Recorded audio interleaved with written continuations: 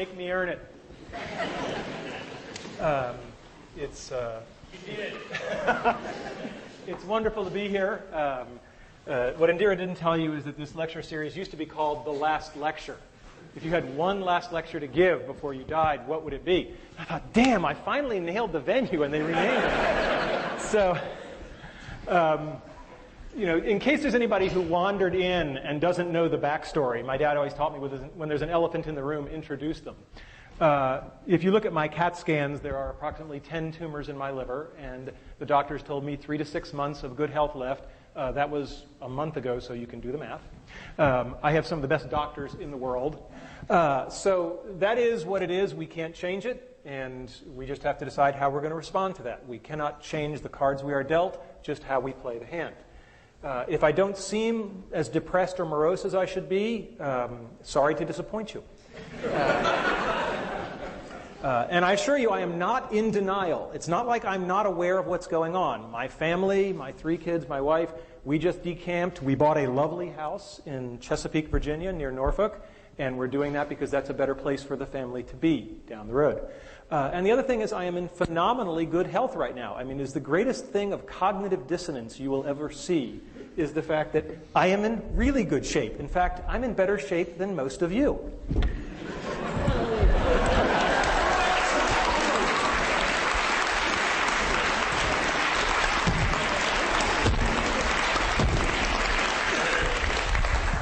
So anybody who wants to cry or pity me can come down and do a few of those, and then you may pity me.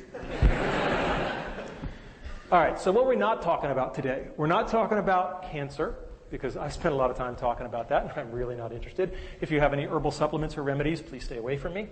And we're not going to talk about things that are even more important than achieving your childhood dreams. We're not going to talk about my wife, we're not talking about my kids, because I'm good, but I'm not good enough to talk about that without tearing up. So we're just going to take that off the table. That's much more important. And we're not going to talk about spirituality and religion, although I will tell you that I have experienced a deathbed conversion. I just bought a Macintosh.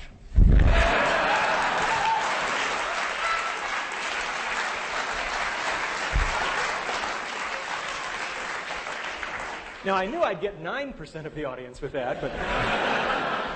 All right, so what is today's talk about then? It's about my childhood dreams and how I've achieved them. I've been very fortunate that way. How I believe I've been able to enable the dreams of others. And to some degree, lessons learned. I'm a professor. There should be some lessons learned.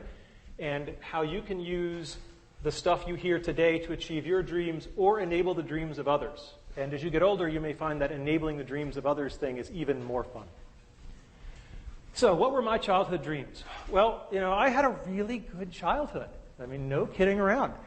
I was going back through the family archives, and what was really amazing was I couldn't find any pictures of me as a kid where I wasn't smiling, right? And that was just a very gratifying thing.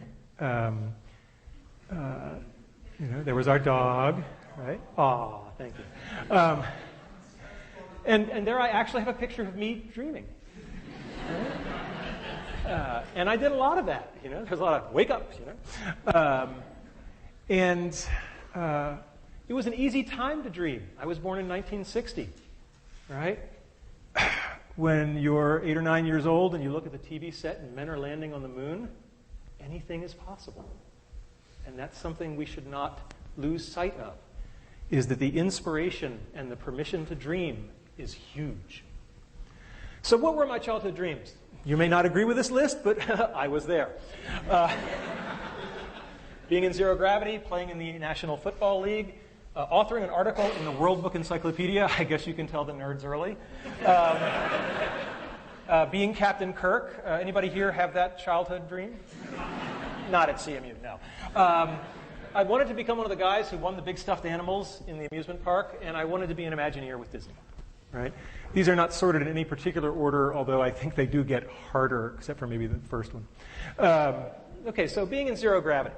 Now, it's important to have specific dreams. I did not dream of being an astronaut, because when I was a little kid, I wore glasses, and they told me, oh, astronauts can't have glasses. And I was like, I didn't really want the whole astronaut gig. I just wanted the floating.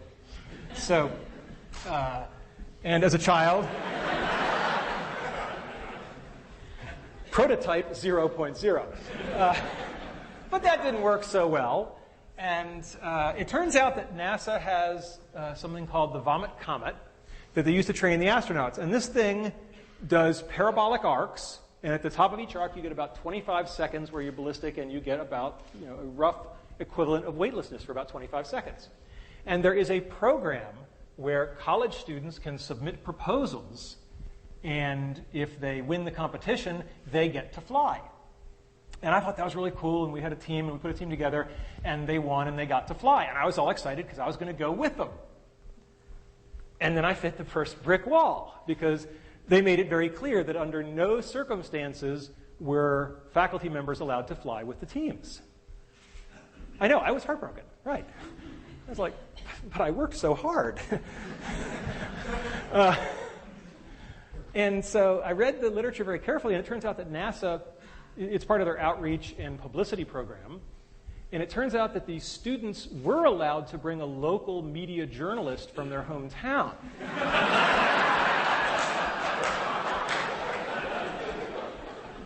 And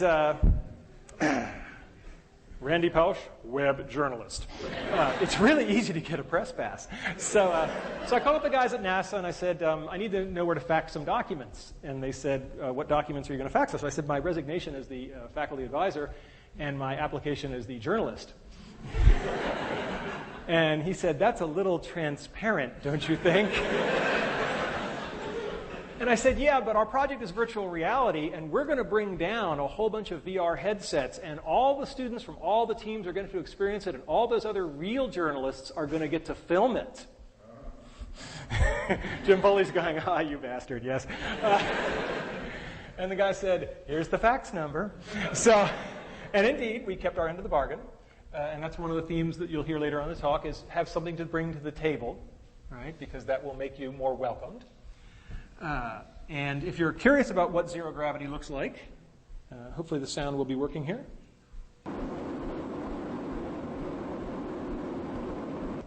on. All right, go get him, Mozzie. This is fantastic. It's just amazing. It's nothing like I expected. We're having a great There I am. I don't think any of us have so far. This is awesome. You got one, Mozzie. That's good. Got a ball for you, Mons. You do pay the piper at the bottom. So, childhood dream number one? Check.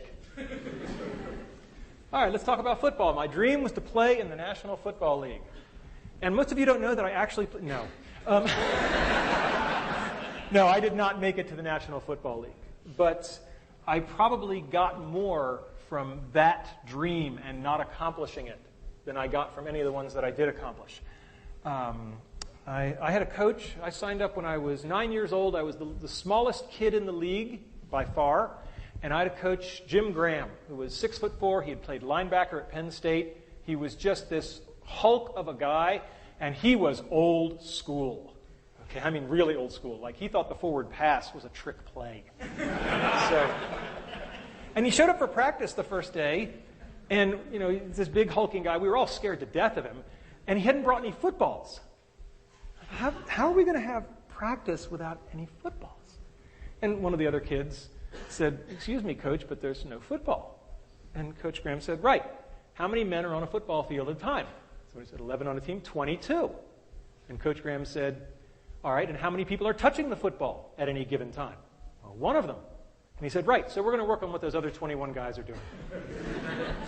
And that's a really good story because it's all about fundamentals. Fundamentals, fundamentals, fundamentals. You've got to get the fundamentals down because otherwise the fancy stuff isn't going to work. And the other Jim Graham story I have is there was one practice where he just rode me, all practice. Just, you're doing this wrong, go back and do it again, you owe me, you're doing push-ups after practice. And when it was all over, one of the other assistant coaches came over and said, yeah, Coach Graham rode you pretty hard, didn't he? I said, yeah. He said, that's a good thing. He said, when you're screwing up and nobody's saying anything to you anymore, that means they gave up.